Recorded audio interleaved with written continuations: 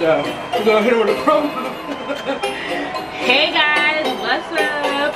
Welcome back to my channel. All jokes aside, this is going to be a little deep, but we're gonna get a little thorough, a little personal. So if you're not ready for the smoking tea, log off.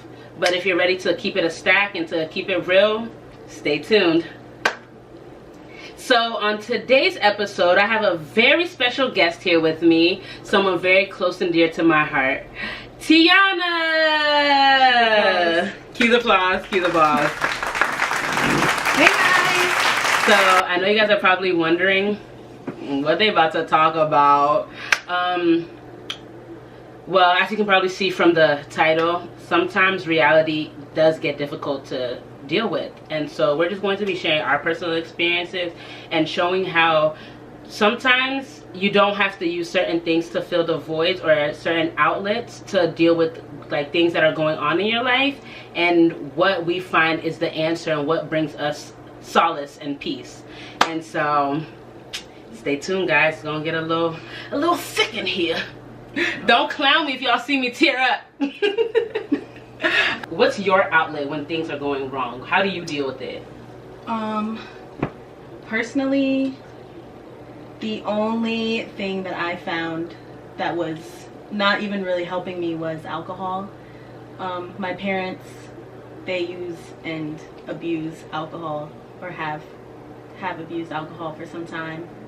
And you know, I was making drinks for them in the kitchen when I was like 12 years old. So I got into alcohol really early, and I don't think it ever slowed down. It only got worse. So in which ways do you feel like it's been detrimental to you now and to your family? I guess now I won't talk about things, instead I'll drink about them. And I know my family worries about me a lot of the times because I'll come home and I'll be completely hammered, and there are nights where I like black out, and you know, I put myself in danger, and it's not something I'm proud of, but it's something that I know like I can work on and do better with. You know, it's crazy that alcohol is something that a lot of people use, because a lot of people in my family deal with alcoholism too. And okay, so let me talk about my experience with alcohol. So I hated drinking. Like I hated like liquor. Like I hate the taste of liquor, and I still do. Until about last year when so long story short, I'm gonna keep it I'm gonna be as transparent with y'all. My friend died, and that really shook the foundation of everything I thought was one solid. I remember the day I found out that he passed away. The day afterwards, I remember going to the store. I did not know what to do. I really didn't. So long story short, I ended up crushing the whole bottle of champagne by myself, and I passed out on her living room floor. And I remember waking up literally confused, and and then I left. I just walked out of her house, and I was walking back to my house, and I was drunk, walking around crying with tears in my eyes, because I literally was just like, I do not want to be here. Like I don't know how to deal with this type of pain, because it just felt like something that I don't even know how to explain it. Like if you've lost someone close to you, or you've lost a family member, or you just don't, like sometimes you don't know how to put that pain into words. And so the only way you can is by finding some type of outlet to help you escape the reality of what you're dealing with. And so that's what I began to do. Like I remember, so like I wouldn't drink like on my own or drink, but like whenever I would go out to stop myself from thinking, I know that if I took a couple of shots, like I'd be okay, I'd be distracted, like I'd have fun, like I'd be able to focus on only what was going on in that moment instead of thinking about what was going on in my life. And so I remember one time I was in a club in DC, I mean not DC, in Ghana, and I remember like I drank a little bit, but then my thoughts started wandering, and I left. I literally ran out, didn't tell my friends where I was going, and I remember just calling my best friend, and I was bawling. I was just thinking about my friend, and I was like just thinking about all the people that I've lost, and I'm like, I cannot do this. Like there were days when I would just be like, I really don't want to be here. Like I'm tired of feeling this way. I believe in Jesus. I believe that he is truly a healer, because I lost my dad when I was younger too. There's a video on that, check that out. And I've lost people around me, but like when this happened, and like an old friend had passed away earlier that year too, and it was just a lot. Like it was just like, is this really happening? Like, is this all that life is going to be about now, just death? And so I did not know how to deal with it. One thing that God really be stressing, like, you don't have control over anything. And so long story short, I began using so many different things as outlets. Like, I remember I'd be texting her. I'd be texting her like, Tiana, when am I gonna be the old Whitney? In all caps, like all caps. Oh my gosh, like I would be a hot mess. Like I would just use different things and people to distract me, because I did not want to deal with the underlying issue, which was I was hurting. I didn't feel like God had forsaken me. I didn't feel like God had abandoned me, but I felt alone. And so I felt like if you weren't able to identify with the pain that I was feeling, you just didn't get it. And so like I separated myself emotionally from a lot of people, and then like people would just be in and out of my life. So it was just a lot of pain that I've been through this past year, and like using alcohol was just such an easy way to deal with it. Using distractions, using situations was like such an easy way to deal with it all, that it just became the norm. Like I identified with pain. I wasn't Whitney. I was pain. I was hurt. I was anger. I was anguish. Like that's who I was. And it was a really internal battle. Like the only people that really understood was like her, because she really understood what I was going through and like why I was doing it. It was kind of like an unsaid thing, like, dang, Whitney's like kind of off the wagon. But it was just like I had never seen you like not be the person who I'd like prayer corner Whitney. Like that was the first time I was just like, wow. Like I even talked to other people about it. I was like, have you guys been seeing Whitney? Like, are you guys okay with this? Is anyone gonna say anything? Like, it's okay though. I'll say something. Me? I'll say something. And boy did she type. She would literally be like, you still believe in Jesus? Good, I need to make sure. No, she would literally ask me questions. Or I would say something mad reckless. I'll be like, your God is not real. Like, just to test her mental, to see where she's at mentally. Like, and I'd be like, no girl, God is real, you know, da da da da da. Like I just go off on her. I'd be like, you need to believe in Jesus. He's the one that's going to heal you. Like I knew the truth, but applying that truth to myself was difficult. So it was weird. And so like at first I remember like she would do wild things, like be smoking or like drinking. I'm like, dang. Like I just remember praying to God, like, God, help her to find a different way to deal with these things, because it breaks my heart seeing people deal with like substance abuse or overdoing certain things or drowning in their problems and not addressing it or not dealing with it or like trying to suppress it, because I used to do that too. And so like just seeing her do certain things, I'm like, sis, you're going to literally self-destruct. And so did you feel like there was a point where you almost self-destructed? Yeah, actually I feel like I did self-destruct, and I had to like pick up all the pieces of myself and just kind of try and put them back together, which I still am putting them back together with the help of friends. I mean, now when I go out, she puts me on a drink limit. Get you friends that keep you accountable. Yes, ma'am. So I can't drink as much or don't drink as much. But you know, it's been working for me, and I have like definitely felt better about it, and like felt better about myself. That was one thing. Like when I would do the stuff like drinking heavily and like coming home, can't see anything, can't remember anything like from the night before, like I would just feel disgusted with myself. Yeah, it's bad. And it's like, dang. You just be like, how did I get to this point? Like, when did life get this bad that I can't even deal with what I'm dealing with right now? But it's like pain changes you. Like pain really changes the way you look at things, the way you look at certain people. Like before there was this story, oh my gosh, I will never forget this one time. I had went to Atlanta to this concert with a couple of my friends, and I remember seeing, it was the Sam Stan show in Florida, And I remember there was this one artist, he used to be like a Christian, like, you know, go hard rapper. And I remember seeing him, like, he had like a drink in his hand.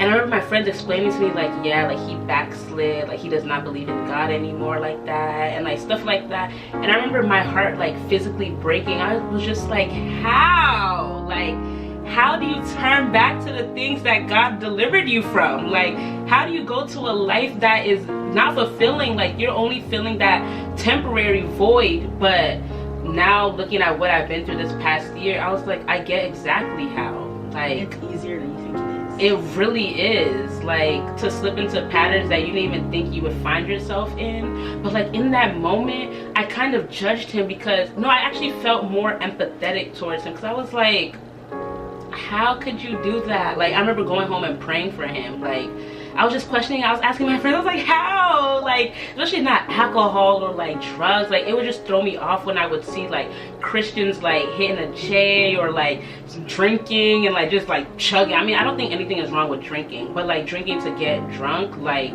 that's an issue, because you're not allowing God to deal with whatever you're dealing with. You're using this temporary satisfaction that can lead to bad decisions and just a bunch of other chaotic stuff, instead of turning to the source that can actually fill your void. And so, but it's so easy to slip into that place. Like, it's easy. And I did not think I would be in this place. I'm smiling now, but like that's because I'm getting to a place where I know that God is allowing me to walk in what he has called me to do. Like, I'm better now, you know. But like when you're depressed, when you're angry, when you're confused, it's so easy to just turn to drugs or turn to even like boys or like sex or just like a bunch of wild stuff, because you feel like this is giving me temporary satisfaction right now, and so you like it, I love it, like, you know. And so it's just really crazy. Like, just don't judge people that you see deal with these type of issues. Like, y'all love to say, oh, check on that strong friend, but like, no, legit, literally check on your strong friends. Like, those you think are always okay. Like me, I be quick. I don't care if we haven't talked in months. Hey, just checking up on you, love you, da da da da, or what. Like, because you really never know that one time that someone is actually gonna be like, I'm not okay. I just finished crying, actually, because I remember there were times when that would be me, and I'm like, dang, no one gets it, no one sees it, like no one understands the pain that I feel that I can't even verbally express. And it's funny because we both so we had like a little journal challenge, that because sometimes it's easier to write than actually say what you're thinking, and so we would send each other journal entries, and like it'd be like, yo, I get why you think the way you think now, like, you know. Yeah. And so it's cool. Like, find a different outlet to deal with your certain things. And of course, it's easier said than done. Like, I remember there would be times that I'm like, oh God, I am free. I'm happy. I got my joy back. It's lit. And then I'd literally be out and I'm crying because I'm like, dang, back to square one. How do I deal with this again? You know? And so, yeah. You feel like it's important when you're coping, when you're dealing with, especially loss. Like, death really just changes you. I don't think I know how to deal with loss yet, so I can't really comment on it. Yeah. There's no way for me to deal with it. I don't know. I kind of keep everything to myself still. She'd be like, I'm great. I'd be like, I'd be like, are you okay? Literally just randomly, I'm blessed and highly favored. I'd be like, use a lie. Use a lie. Because you're literally just talking about how you were so over everything 5 minutes ago. Because like, I'd be over it, but it's like, dang. You gotta bounce back. Let me just see how tomorrow goes. No, it dead be like that. Like, you can just take life one day at a time. Like, especially with so much going on. So many people losing their lives due to like drugs, drug overdose, like car crashes, being shot, like it's crazy. It's crazy. Like, it's actually really crazy. Because so it's so easy to say that, why is this person abusing drugs? Like, why don't they just stop? Like, just stop doing drugs, stop drinking, stop having illicit sex. But no, it's not. It's easier said than done. Like, it's really easier said than done. So let's discuss cues. So before you do a bad habit, what's your cue? What is making you want to indulge in that bad habit? So what do you feel like are some of your cues before you drink? I think I find my cues as maybe I'm sad or I'm worried about something. I wouldn't necessarily say stress because, let's face it, we all always stress. That's just in this economy. In this economy, we're always stressed. But yeah, so like when I'm sad, I'll drink. When I'm worried about something that I don't want to think about, I'll drink. But yeah. What are some of my cues? Definitely when I'm sad, or if something, when I want to be distracted, when I don't feel like dealing with something, or when I don't feel like talking about it, or when I don't want to think about the thoughts that are running through my head. Man, your mind can be a very dark place, a very dark and twisted place. It'd be like, who said that? Like, oh nah, so we're schizophrenic now. That's not funny. But it'd be like, dang, who said that for real? Like, I thought those thoughts, like, oh my, it's scary. And so one thing, a Bible verse that would always help me is 2 Corinthians 10 verse 5. I'm pretty sure your girls still know her word, okay? But it would be like, cast down all imaginations and all thoughts that try to exalt itself against higher knowledge of God and his truth. And so like I would think of that scripture and I just have to shake those thoughts away. But then sometimes, you know what I found myself doing? Indulging in those thoughts, or listening to music that allowed me to indulge in those thoughts. Like I would want to, so I started listening to like a lot of trap music, a lot of Kodak, a lot of Dave East, because it was like, or Lucci, because these people were able to say what I was feeling in their lyrics. They were able to say what I was feeling in their songs. I was going through a tragedy. I needed you drastically. Yeah, I would just switch my flow. Maybe I'm sick no throw. Maybe I'm sick no check up. Hey, boy, you need to run your checkup. But no, honestly, like especially like. I would just be able to identify. So like one thing you should not do is listen to music that makes you even more sad or makes you think about what you want to think about.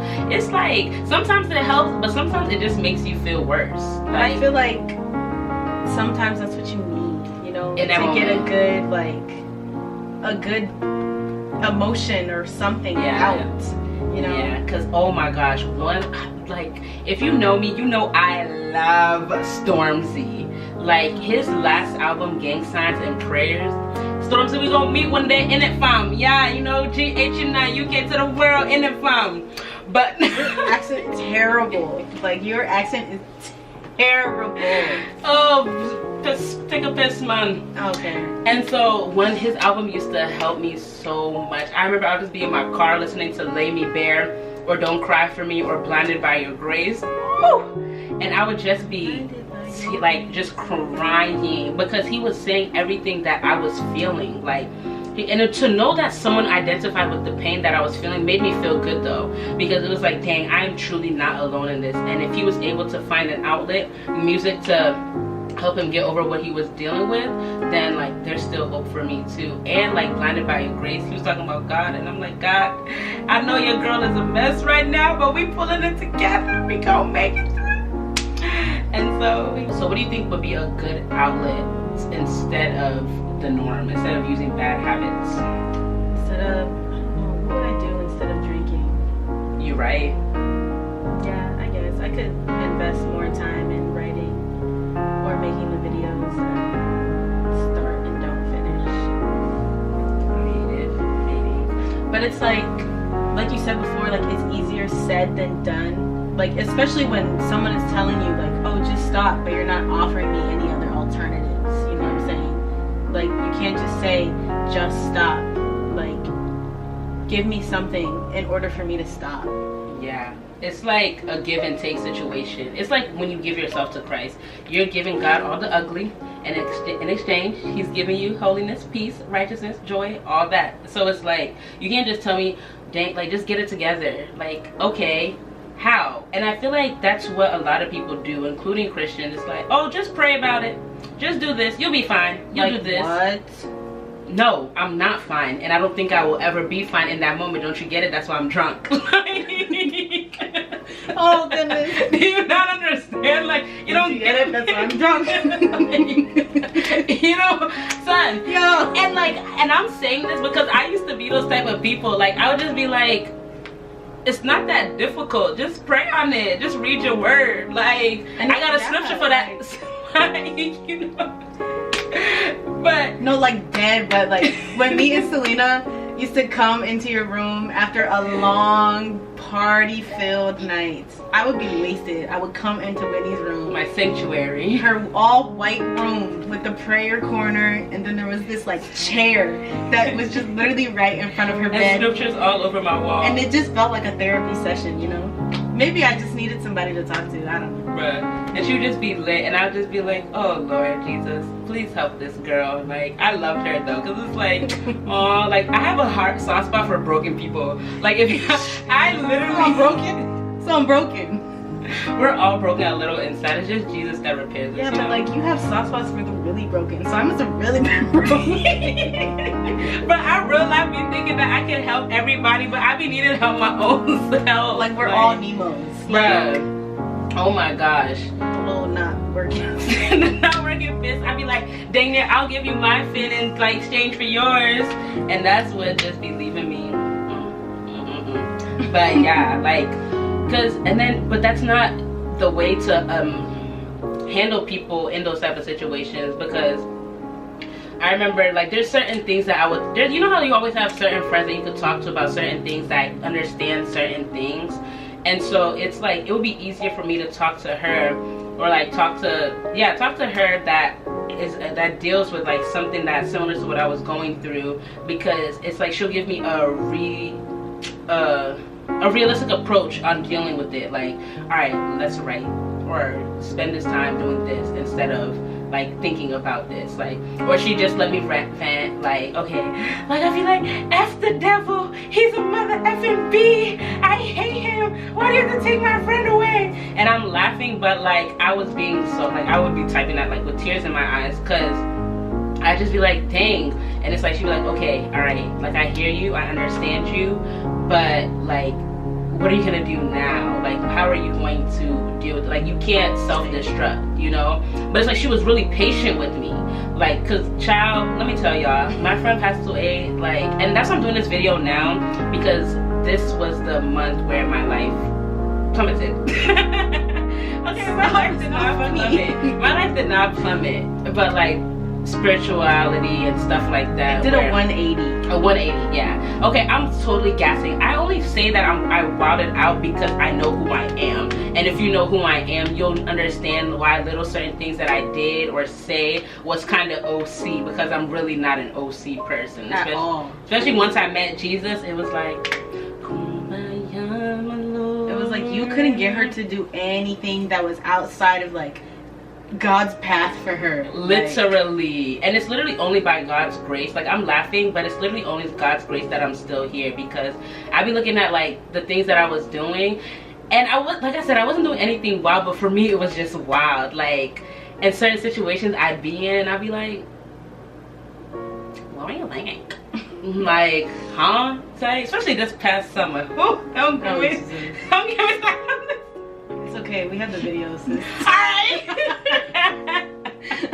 I love it mixing with. Right now, I want you to make a vow to yourself and how you're going to deal with this from now on. Find a better outlet to deal with it. I made a vow to myself to not drink until I feel like I'm not drinking to be distracted, and to just focus solely on, like, I'm doing a fast this month, to focus solely on myself, my work, my relationship with God, and to not find distractions. Like, all distractions have been cut off in my life. And so that's a vow I'm making to myself until I know that I've gotten proper healing from everything that I've been dealing with.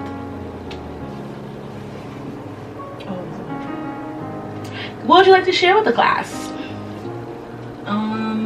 Let's see. I guess I will make a vow to myself. I can't vow to myself because, like, I don't think I'm gonna stop. Like, I just feel as though, like, this is just I wouldn't say like who I am, because I hate that line, because it's not who you are. Like, that's just what I do, you know what I mean? But I don't know, I don't see myself like not drinking. Like, I could chill out, obviously, but I've been chilling out and it's working for me, but I don't think there's no like vow. Okay, but aren't you kind of selling yourself short by not wanting to better yourself, or take initiative, take steps to better yourself? You don't have to make some covenant with yourself, but I feel like it's easy. It makes things easier when you are holding your own self accountable, or you have people holding you accountable, so you're not falling into bad habits. Because it's easy to be on a good path for a little bit, but then when you divert back to your old ways, it makes it, you go 10 times deeper. Yep, guys, so I'm gonna wrap it up. Thank you so much for tuning in. I know this episode was a bit heavy, but it's good to get the personal stuff out the way first, so that way we can get to the lighter and the funner and the Lydia stuff, you know. But no, in all honesty though, I just thought this video was appropriate for this time, because pain is real, and you just gotta find the root of your pain and address it and seek healing in a non-detrimental way, and detrimental ish, brothel, in a non-detrimental way, and grow from there. Literally grow from there, and just one better, because there truly is deliverance, there truly is healing, and there's truly power and freedom. You just have to want it. It's how bad do you want it? Alright, guys. How do you want it? How do you feel it? Going up and up and up and you're the best thing ever for real. How do you want it? How do you feel? Okay. Alright, until next time, get with it. Bye. Whole lot of game.